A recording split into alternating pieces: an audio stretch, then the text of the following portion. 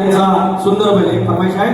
सुंदर बैल कार्यक्रम पुढे या विभागातून त्यांचे मालक आमच्या कोकणचा बुलंद आवाज तो जसं त्याचं नाव सुंदर आहे तसा तो दिसायला सुंदर बैल एक फरमाईश. गुलाल समजून धुरळ्यात मारती विजय फुंकार. गुलाल समजून धुरळ्यात मारती विजय फुंकार.